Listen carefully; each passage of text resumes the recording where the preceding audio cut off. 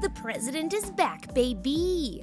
And this time, he's trying to get guts with Dr. Wong while Rick faces down his ex, Unity, in the aftermath of their hivemind assimilation in Virginia. The most interesting part of this episode for me, however, was Unity's motivation behind contacting Rick. So we've got a lot to talk about. You're watching WhitneyVision, and this is our breakdown of Rick and Morty Season 7, Episode 3, Air Force Wong. Before we get started, just gotta remind you all to check out my new podcast with Tommy and MT, Guardians of the Galaxy. This is your spoiler warning! If you haven't seen Air Force Wong yet, hit pause on this video and come back once you've fully assimilated into the hive mind. This week's episode title, Air Force Wong, is a play on the 90s political thriller Air Force One starring Harrison Ford. The ep opens up in Dr. Wong's therapy office, where she immediately asks Rick to identify whether it's actually him on the couch or a convincing hologram replica. Rick is obviously notorious for doing weird shit like that to avoid responsibilities, especially those involving emotional connection. I mean, the dude has literally turned himself into a pickle to avoid therapy, a robot clone to avoid spending Christmas with his family, and even an entire fantasy world for Beth to play in rather than address his daughter's childhood homicidal ideation.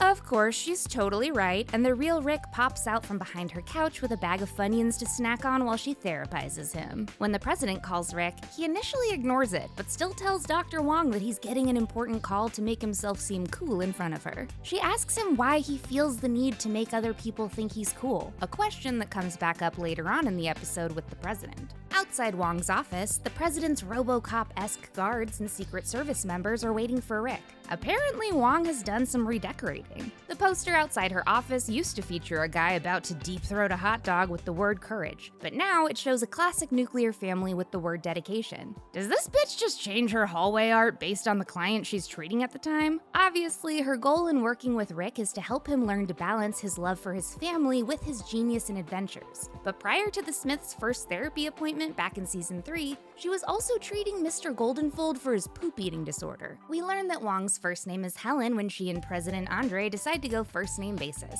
Aboard a government plane, the president explains to Rick that he needs his help subduing the Loch Ness Monster. Back in 1961, at the start of the Cold War, the CIA secretly relocated the Loch Ness Monster to Lake Erie, aka the 11th largest lake on planet Earth. There, they replaced her bones with titanium, giving her what I like to call the old Wolverine treatment. She even gets her metal bones at Lake Erie, kinda like how Wolvie got his adamantium implants at Weapon X's facility at Alkali Lake. There, Nessie was bit by a werewolf, giving the United States the ultimate weapon against Soviet submarines. During the Cold War, the Soviet Union stationed over 165 submarines total throughout the Baltic, the Black Sea, and the Barents Sea. So what was their plan here exactly? Were they just gonna transport a giant sea serpent to various parts of the world's oceans until she solved America's underwater problems? I guess we'll never know, because the Soviets used leprechauns to transform Nessie's bones to silver, significantly wounding her werewolf side. I looked it up, and I don't think that alchemy is part of leprechaun lore, but I guess that they can do a little metal morphing due to their ability to grant wishes. I personally think that we're giving them way too much power by saying that leprechauns have the same capabilities as genies, but whatever.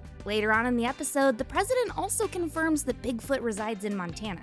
So we've got a whole slew of magical beings confirmed in the Parmesian universe. But Rick doesn't care about any of these supernatural creatures. He just wants to make sure that the president doesn't try to bang his shrink, which honestly, I think is a very reasonable request for a buddy to make. Although Rick starts to make fun of a Secret Service Scientologist, it turns out that Dr. Wong's therapy is really working. He quickly apologizes for insulting their beliefs and offers an olive branch by admitting that he likes Tom Cruise. This is actually huge for Rick, because this dude absolutely loves to destroy anyone he thinks is stupider than him with devastating comebacks. Now, he's employing the live and let live mindset he actualized last episode in the Jarecki trap, and I think that's beautiful. Back at the Smith house, Rick and Morty are relaxing with a little interdimensional cable, this time watching Mr. Stabby, a talk show featuring a host with swords for limbs who accidentally murders the entire audience during the Q&A segment. The show is interrupted when the president calls Rick to get a crack team together to investigate a potential cult situation in Virginia.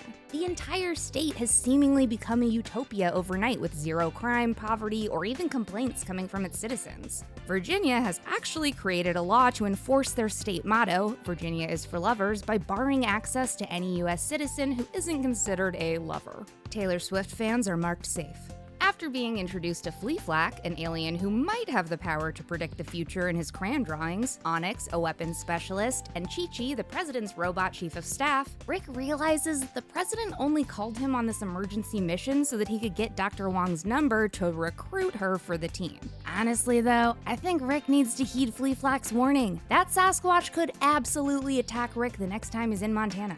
Dr. Wong and the president's team head to Virginia, where they discover that the entire state has been taken over by a hive mind. When Rick calls, the president has changed Rick's caller ID photo to a picture of the two of them posing with the defeated Loch Ness Monster. Despite the fact that they get annoyed with each other and pretend not to really care about the other, Rick and the Prez are the closest thing to a best friend that either of them is gonna get. Dan Harmon explains during Air Force Wong's Inside the Episode that whether Rick and Andre like it or not, there's no one out there who can better relate to their unique struggles as each other. Both of these dudes are tortured by the responsibility of running both the United States and the universe at large, and both are constantly seeking the outward approval of others to motivate their egos. While the president is obsessed with his extremely low approval ratings, Rick is equally fixated on others perceiving him as a cool guy. Obviously, Rick is a lot smarter than Andre, and Andre gets tired of Rick's arrogance. But at the end of the day, these two manage to actually have a little fun together, while saving America and the rest of the planet. Rick even admitted in therapy that it makes him feel like a baller when the president calls him, and that he wants other people to think it's as cool as he does. Likewise, the president also gets to feel rad as hell about working with a god-tier scientist, so it's a win-win for both of their confidence. As Helen and Andre stroll through Virginia's utopian community garden, they get barfed on by the townspeople, and folks start getting assimilated right and left via mouth-to-mouth vomit exchange. Rick arrives and reveals that the Virginia is for Lovers hive mind is run by his ex-partner Unity, who we first met all the way back in Season 2's autoerotic assimilation.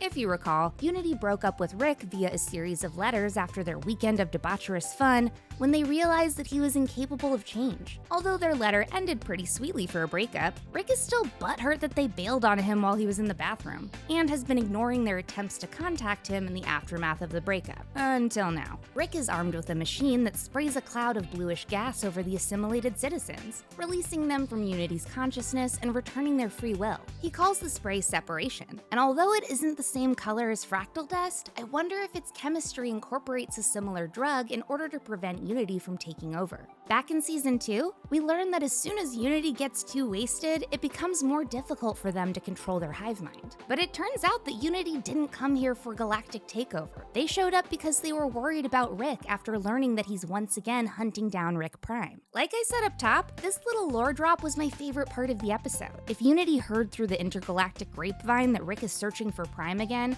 there's no telling who else might have heard about his plans. Obviously, Rick Prime himself knows that Rick is looking for him, but any enemies of Rick might know now too, making Rick vulnerable to any of his foes using his obsession against him. I also wonder if Unity's knowledge of Rick's initial hunt means that the two of them might have dated for the first time during that time period. Feeling cock-blocked by his pal, the president calls in a chopper to assist him in suppressing the crowd below. Rick and Wong escape, and the president activates a gigantic dome that flies out of Virginia's Washington Monument in Richmond to encase the entire state. This shield actually reminds me a lot of Wanda's hex from WandaVision, down to all of the law enforcement cars parked just outside the barrier. The dome prevents Unity from accessing their hive mind, freezing everyone in place. Back in the war room, the gang watches Station 58 News, where anchor Shonda is ragging on the president's biggest failures, including the mutant turkey incident from Season 5's Thanksploitation Spectacular. She also mentions the abandoned White House floating in space from the end of Season 6's Rictional Mortpoon's Rickmas Mortcation, when the president blasts the entire building into outer space after dropping another lightsaber perfectly vertically through the Oval Office, as well as the eco-conscious dinosaur invasion from Season 6's Jurassic Mort. During their argument,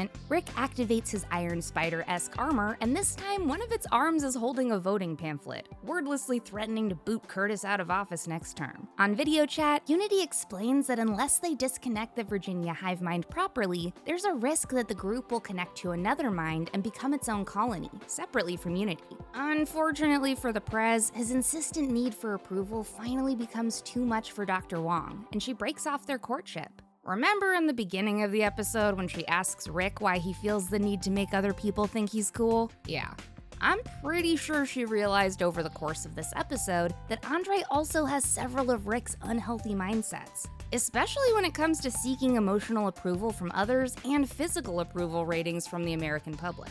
The president makes Wong leave through the lady tunnel, and I'm gonna go out on a limb here and assume that they're probably connected to the Kennedy sex tunnels from Season 3's Rick and Morty date. Bummed out over losing Helen, pissed off at Rick, and in desperate hope of raising his approval numbers, the president forces a guy to barf in his mouth, which transfers the hive mind to his control and quickly spreads via more projectile vomiting across the US, just like Unity warned Rick about. Once assimilated, the president finally has a 100% approval rating, just like he wanted, as every single American citizen pledges their undying allegiance to him. Rick rescues Wong from the chaos and tells her that he needs to convince Unity that he's changed, and that they were wrong to dump him due to his inability to make self-progress or emotional growth. Unity's ships landed various parts across the United States, including NYC, St. Louis, Hollywood, San Francisco, and Las Vegas. Kinda like the way that the aliens in Arrival chose specific places to touch down across the globe. Peep the Luxor's Marquee in Vegas. The Blue Man Group and the Amazing Jonathan both have performances at the hotel and casino.